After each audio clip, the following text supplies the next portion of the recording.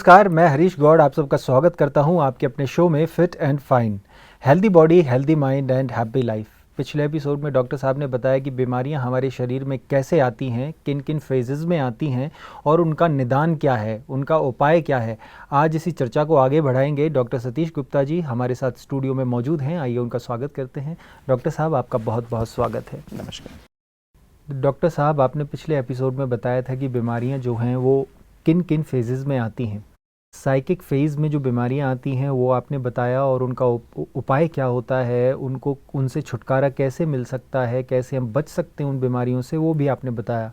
अभी कौन कौन से फेजेस और हैं जिनमें बीमारियां आती हैं और उनके उपाय क्या हैं, उसके बारे में ज़रा बताइए। देखिए, साइकिक फेज में तो जैसे हमने बात की ना, पहले मन में आई है, मन में विचारों के रूप में आई है, भावनाओं के रूप में आई है ना, और उसका असर हमारे दिमाग में पड़ा है, न्यूरोट्रांसमीटर्स पे पड़ा है। उससे हमारे अंदर फीलिंग ऑफ मतलब हमारी ब्रेन की एक्टिविटी हाइपर एक्टिव हो गया ब्रेन, और उससे न्यूरोट्रांसमीटर एग्जॉस्ट हो रहे हैं, एसिटाइलकोलिन बढ़ गया है, और हमारे जो एसिटाइलकोलिन माना जो है न्यूरोट्रांसमीटर बहुत लेवल बढ़ जाता है, और उसके अंदर कैटाकोलामिन्स, अभी कैटाकोलामिन्स आने लगते हैं। कैटाकोलामिन्स का मतलब है हमारा एड्रिनल रश होने लगता है बॉडी में। बिकॉज ऑफ दैट हमेशा जल्दी, चिंता, गुस्सा, इनसिक्योरिटी की फीलिंग आती है। मुझे कोई प्यार नहीं करता, मुझसे बात नहीं करता, मैं अकेलापन मुझे फील होता है बहुत ना। आप हमेशा रिवेंजफुल हो जाते हैं सोसाइटी के प्रति, या डिप्रेशन में चले जाते हैं, या तो रिवेंजफुल हो जाते हैं, या रिजेंटमेंट आ जाती है, या आप डिप्रेशन में चले जाते हो। मतलब ऐसा होने लगता है, वो फीलिंग आने लगती है, और फिर उस एड्रिनल रश होने लगता है हमारी बॉडी, एड्रिनल के लेवल बढ़ने लगते हैं, और हमारी ये जो है फिर हमारे जैसे हमेशा एंजाइटी बढ़ जाती है। उसके कारण से हमें हमेशा लगता है इम्पेंडिंग डिजास्टर कुछ होने वाला है। अगर ये फेज कुछ दिन ऐसे ही चलता रहे, एक बार हो गया, 2 दिन हो गया, 3 दिन, कोई बात, ज़्यादा बात नहीं, कुछ एक ट्रांजिएंट डैमेज होता है, वो फिर हील हो जाता है जी। और इस स्टेज में जैसे बताया, मेडिटेशन अगर आप सीख जाएं, करना सीख लें, तो आप इस बातों से बच सकते हैं। मैंने बताया ना, जब आपको हील दाई, एक तो समझे ऐसी स्टेज में अगर आप हैं अभी, तो आप अपने आप को समझे कि आज से आपको कोई निकालेगा नहीं, इससे स्वयं ही आपको निकाल सकते। सेल्फ रिस्पॉन्सिबिलिटी, आपकी जिम्मेवारी से निकलना, और कोई कुछ भी आप कुछ भी आपको स्व परिवर्तन पहले करना है। कोई बदलेगा नहीं, ना आपका पति बदलेगा, ना पत्नी बदलेगी, ना बच्चे बदलेंगे, ना आपका एम्प्लॉयर बदलेगा, आपको बदलना है। सेल्फ रिस्पॉन्स आपकी जिम्मेवारी है। सारे विश्व में एक ही आदमी जो आपको हील कर सकता है, वो सिर्फ आप ही हैं। तो अपने आप को ये समझ लीजिए, आप ही हैं, आपको जिम्मेवारी लेनी है जी। और डॉक्टर आपकी मदद करेगा, गाइड कर सकता है, माता पिता हैं और दूसरे लोग हैं, कुछ स्पिरिचुअल काउंसलर्स होते हैं, कुछ साइकोलॉजिस्ट होते हैं, है ना, जो आपको साइकोलॉजिकल हीलिंग कर सकते हैं, वो आपको सिखा सकते हैं। कुछ स्पिरिचुअल एक्सपर्ट्स होते हैं जो मेडिटेशन सिखा सकते हैं आपको, वो आप जाके सीख सकते हैं। राजू का मेडिटेशन जैसे हमें सिखाते हैं, उसका कोर्स कर लीजिए और मेडिटेशन प्रैक्टिस करना शुरू करिए। मैं हूँ कौन, जो हूँ, जो होता है, सत्य होता है, सदा होता है, सत्य का भी परिवर्तन नहीं। हमने कई बार इस बात को डिस्कस किया। तो वो सत्य क्या है? मेरा देह तो मेरा सत्य नहीं है, सदा नहीं है, विनाशी है, आज पैदा हुई कल मर जाएगी। रोल भी विनाशी है, आज बना कल खत्म हो जाएगा, नया बदल जाएगा, नया रोल आ जाएगा। मटेरियल भी आज है कल नहीं रहेगा। तो ये चीज़ें नहीं है। तो मैं कौन हूँ? तो स्वस्थ माना, स्व माना आत्मा, अस्त माना स्थित। तो स्वस्थ माना मैं आत्मा हूँ।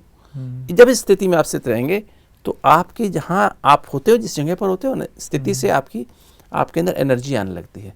जैसे आप नदी किनारे गए, झील के पास गए, ठंडी हवा महसूस होने लगती है। जब आत्मिक स्थिति में आप टिकेंगे, क्योंकि आत्मा अजर हमारा विनाशी है।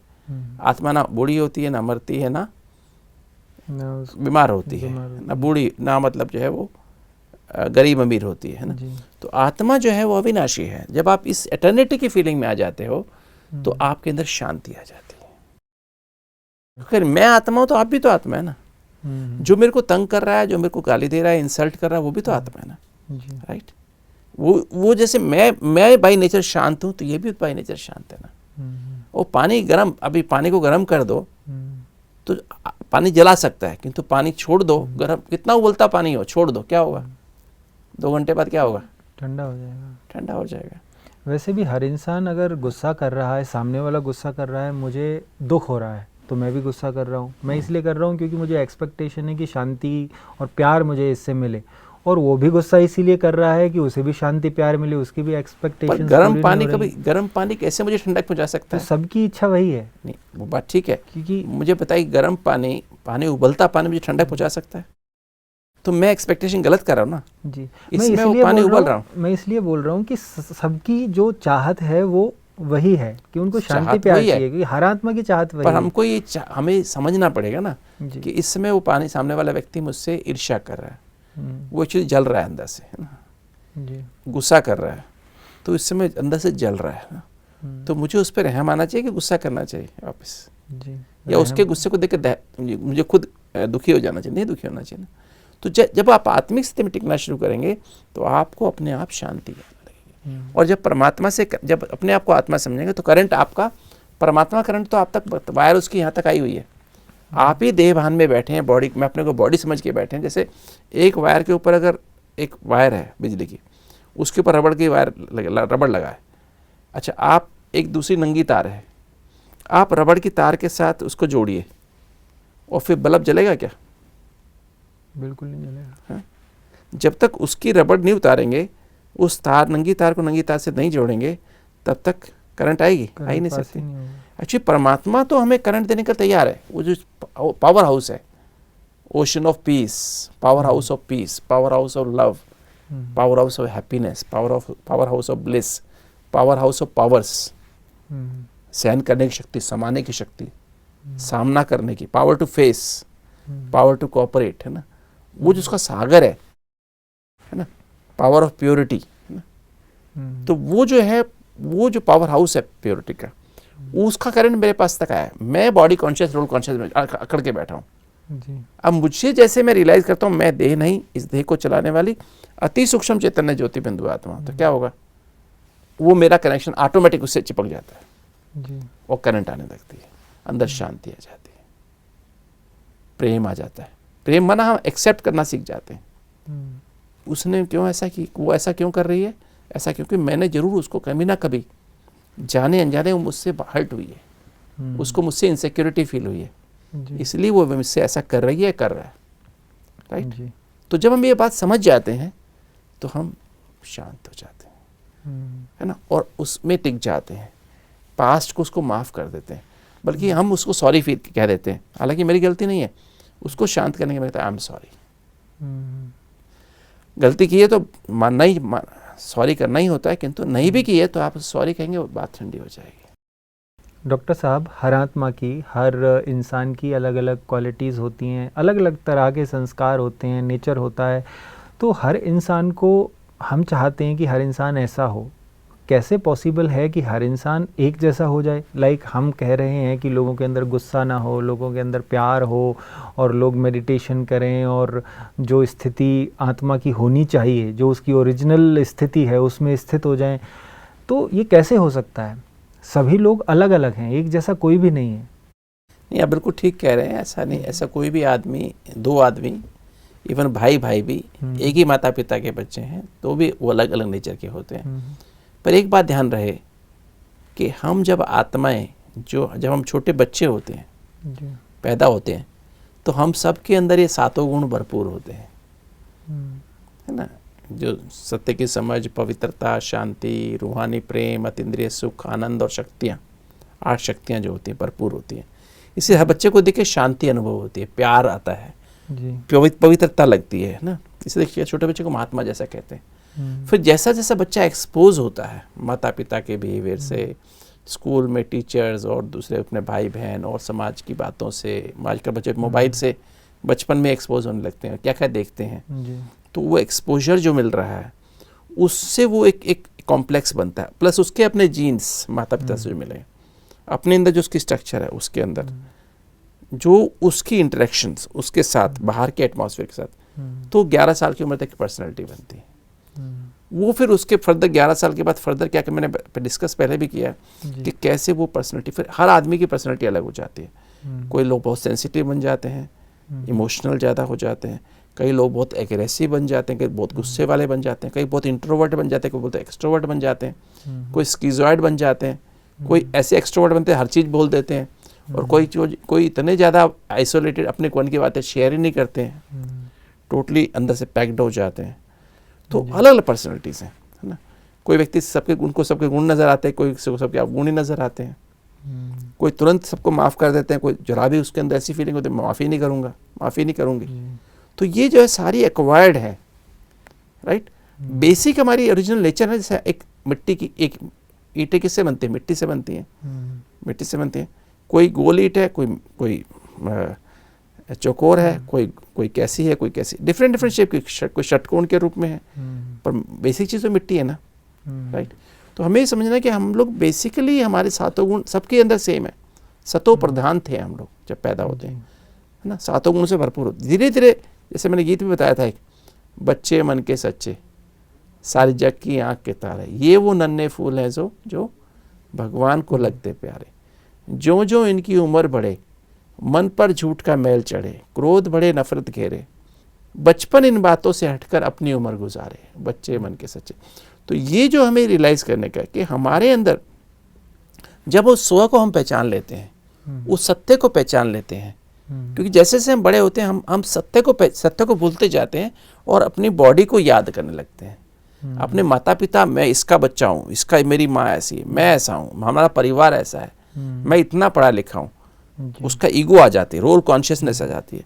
इसमें डॉक्टर साहब पहचानने की भी एक कैपेसिटी होती है। हर इंसान अपनी अपनी कैपेसिटी के हिसाब से, अपनी अपनी एबिलिटी के हिसाब से पहचान पाता है। एक जैसा तो सब नहीं पहचान पाएंगे, एक्सपीरियंस कर पाएंगे। वो ठीक बात। अब इसलिए कॉन्सेप्ट ये है मेडिटेशन का कि मुझे स्वयं को बदलना है।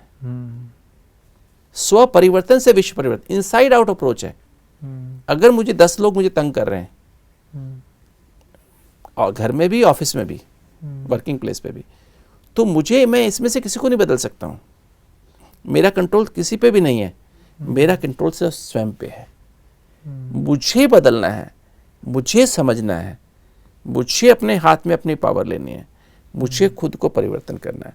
तो मुझे उसके लिए क्या करना पड़ेगा? मुझे स्वयं को पहचानना पड़ेगा। हु एम आई? जब मैं खुद को पहचान जाऊंगा तो ऑटोमेटिक मुझे क्या होगा, मैं जब उसमें टिकने लगूंगा ओरिजिनल क्वालिटी, तब मेरे अंदर ऑटोमेटिक ओरिजिनल क्वालिटी आने लगेगी। मैं पावर हाउस से जुड़ जाऊंगा। और फिर हमारी अप्रोच क्या होती है, कई बार हम एक ही भी समझते हैं। तो मैंने एक बात की, सेल्फ रिस्पॉन्सिबिलिटी, सेल्फ अवेयरनेस। तीसरी जो एक और बात है वो मल्टी डायमेंशनल अप्रोच है। अधिकतर लोग क्या करते हैं, मेडिटेशन कर लो ठीक हो जाओगे।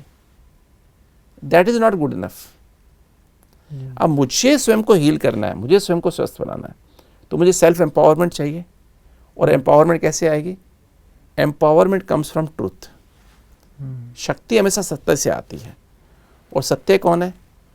मैं हूँ सत्य। और सत्य कौन है? God is truth. परम सत्य कौन है? जो सदा सत्य है।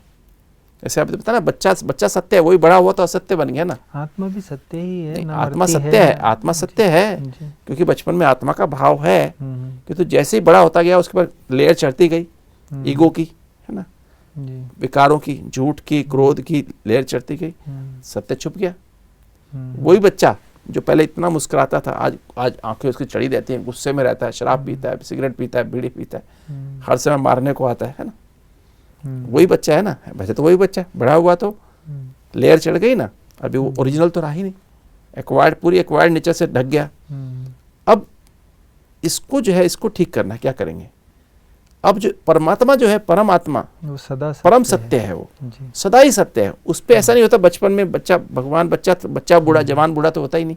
वो तो बियॉन्ड टाइम एंड स्पेस है, बियॉन्ड 5 एलिमेंट्स है, 5 तत्वों के बने शरीर से अलग है। इस 5 तत्वों को शरीर में आता ही नहीं है। तो वो जो इन चीज़ों से, वो हमेशा ही पावर हाउस है, एवर प्योर है, एवर पीसफुल है, एवर लवफुल है, एवर हैप्पी है, एवर ब्लिसफुल है, एवर पावरफुल है, ऑलमाइटी है ना। तो वो है, परम सत्य है। तो वो परमात्मा जो है, वो जो है गॉड इज ट्रूथ। तो गॉड जो ट्रूथ है, अब वो हमें कैसे पढ़ाता है, वो कैसे हमें टीच करता है? तो परमात्मा क्या करता है, पहले तो अपने बारे में बताता है कि मैं कौन हूँ भाई। तुम राम को, श्री कृष्ण को, हनुमान को, गणेश को भगवान समझते रहे हो, भगवान तो नहीं है वो।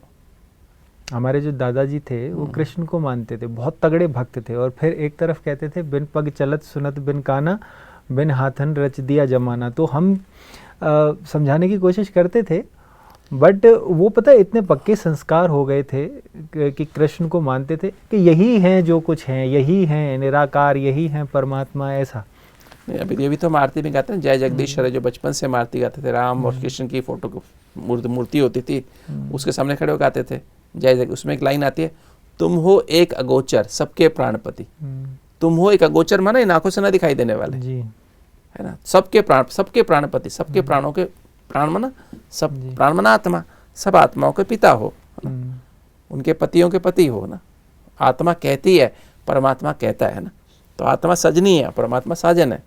तो वो कहते तो थे कि तो हम पूजा कर रहे थे राम और कृष्ण की, तो और कभी हनुमान की, कभी किसी की, कभी करते थे।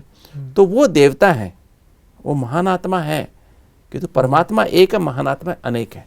तो हमें समझने की आवश्यकता है। तो ये परमात्मा जो कहते हैं, परमात्मा जो हमें समझाते हैं, पहले अपने बारे बताते हैं। तुम जिसको परमात्मा पावर हाउस समझे हो, वो पावर हाउस कौन है। अपने बारे में इंफॉर्मेशन देते हैं कि मैं कौन हूँ। तुम आत्मा हो, 7 एनर्जी की पुंज हो, और मैं आत्मा परमात्मा, ऊंचे तो ऊंचे परम धाम में रहने वाला, ब्रह्मलोक में रहने वाला है ना, निर्वाण धाम में रहने वाला, वो मैं तुम्हारा पिता, सब आत्माओं का पिता, परम आत्मा हूँ, है ना, ममा रहता हूँ, है ना, और मैं तुम सब मेरे बच्चे हो। ठीक है। तो पहला एक कॉन्सेप्ट हमको देता है, इंफॉर्मेशन दे रहा है पहले अपने बारे में। और मैं तुम जो सृष्टि है, तुम लोग जो आत्माओं की जब एनर्जी डिस्चार्ज, 7वीं एनर्जी कम हो जाती है, तुम्हारी आत्मा रूपी बैटरी डिस्चार्ज हो जाती है, तो तब अगर तुम मुझे अपने को आत्मा समझ के मुझे याद करो, मुझसे कनेक्शन जोड़ो, सर्व संबंध से कनेक्शन जोड़ो, तो तुम्हारे अंदर क्या होगा, तुम्हारी बैटरी वापस चार्ज हो जाएगी। सतो प्रधान, तमो प्रधान हो गए, तमो प्रधान 7 एनर्जी खत्म हो गई, तम माना अंधेरा हो गया। अब जब चार्ज करोगे तो तुम्हारे अंदर 7 एनर्जी आनी शुरू हो जाएंगी। और हमारे शरीर में, हमारे दिमाग की सेल्स 100 अरब न्यूरॉन्स हैं, और हमारे शरीर में 80,000 अरब न्यूरॉन्स हैं। तो उन सबको क्या चाहिए, 7 एनर्जी चाहिए। 7 एनर्जी मिलेंगी तो ब्रेन भी ठीक सोचने लग जाएगा, शांत रहना शुरू कर देगा, प्रेम से, खुशी, आनंद से रहना शुरू कर देगा, सहन शक्ति या समाने की शक्ति, सामना करने की शक्ति आ जाएगी, सहयोग करने की शक्ति आ जाएगी, हमारा हार्ट भी ठीक काम करेगा, सांस भी ठीक आएगा, पेट भी हाजमा ठीक होगा, खुशी जैसी खुराक नहीं, प्यार, हार्ट को प्यार चाहिए, फेफड़े को शांति चाहिए, पेट को खुशी चाहिए, हमारे हार्मोन्स को क्या चाहिए, थायराइड को क्या चाहिए, पेनक्रियास को आनंद चाहिए, नहीं, हड्डियों को क्या चाहिए, शक्ति चाहिए, जोड़ों को शक्तियाँ चाहिए, किडनी को क्या चाहिए, 7 एनर्जी का बैलेंस चाहिए, तो किडनी ठीक काम कर, टॉक्सिन बाहर निकल जाएंगे। नहीं तो बेसिकली क्या है, सारी की सारी जो एनर्जी वो हमें सिखा रहा है, इन्फॉर्मेशन पहले देता है, फिर एजुकेशन देता है। तो परमात्मा पहले अपने बारे में देता है, फिर आत्मा के बारे में देता है कि आत्मा क्या है। सोल, माइंड, बॉडी, मेडिसिन, है ना, इसको कहते हैं कि तीनों लेवल पे हम जब समझ जाते हैं सारे सिस्टम को, तो जब तीनों चीज़ों की harmony, spiritual energy, mental energy, physical energy, तीनों की हार्मनी होती है, तो हमारे जीवन ever healthy, ever wealthy, ever happy हो जाता है। हम सदा स्वस्थ रहते हैं, सदा समृद्ध रहते हैं, सदा खुश रहते हैं। जी, बहुत अच्छा डॉक्टर साहब आपने समझाया कि परमात्मा के बारे में और आत्मा के बारे में, और जो फेजेस जो हमारे हैं, जिस तरीके से बीमारियां आती हैं, वो भी आपने बताया। तो इस पे आगे भी चर्चा करेंगे अगले एपिसोड में। आज के लिए फिट एंड फाइन टिप आपकी तरफ से क्या है? आप सदा स्वस्थ रहना चाहते हैं, सदा खुश रहना चाहते हैं, तो याद रखें कि इंसान एक मल्टी डायमेंशनल बीइंग है। खाली हम योग कर लें, खाली हम मन को खुश करने कुछ तरीके निकाल लें, या खाली हम भोजन खा करके, सैर करके स्वस्थ नहीं रह सकते हैं। हमें तीनों का ही ध्यान रखना पड़ेगा, आत्मिक स्वास्थ्य, मानसिक स्वास्थ्य और शारीरिक स्वास्थ्य। जब तीनों की हम हार्मनी होगी, स्पिरिचुअल, मेंटल, फिजिकल एनर्जी की हार्मनी होगी, तभी आप सदा स्वस्थ और सदा खुशनुमा रह सकेंगे। इसके लिए आपको प्रॉपर ढंग से मेडिटेशन सीखना होगा, उसके द्वारा अपने व्यवहार को बदलना होगा, अपने व्यवहार को 7 गुणों से भरपूर बनाना होगा। मन ऑटोमेटिक उससे पॉजिटिव हो जाएगा, टीम आपकी पॉजिटिव हो जाएगी, और जब टीम आपकी पॉजिटिव बन जाएगी तो आपके अंदर ऑटोमेटिक शुद्ध सात्विक आहार लेने की विल पावर पैदा होगी, समय पर सोने, समय पर उठने की विल पावर पैदा होगी, समय पर सैर करने की आपके अंदर विल पावर पैदा होगी, और जितने भी एडिक्शंस हैं उनसे मुक्त रहने की आपके अंदर विल पावर पैदा होगी, और आप सदा स्वस्थ, सदा खुश रहेंगे। डॉक्टर साहब, आज की इस चर्चा के लिए आपका बहुत बहुत धन्यवाद। तो आज की चर्चा बहुत इंटरेस्टिंग रही। सबसे इम्पॉर्टेंट बात कि हमारा स्वास्थ्य हमारे हाथ में है, हम खुद बदलेंगे तो जग बदलेगा। इसी चर्चा को हम अगले एपिसोड में आगे बढ़ाएंगे डॉक्टर साहब के साथ। तब तक के लिए आप देखते रहिए आपका अपना पसंदीदा show fit and fine, healthy body, healthy mind and happy life. आज के लिए हमें विदा दीजिए, अगले एपिसोड में फिर आपसे मुलाकात होगी। तब तक के लिए आपका बहुत बहुत धन्यवाद।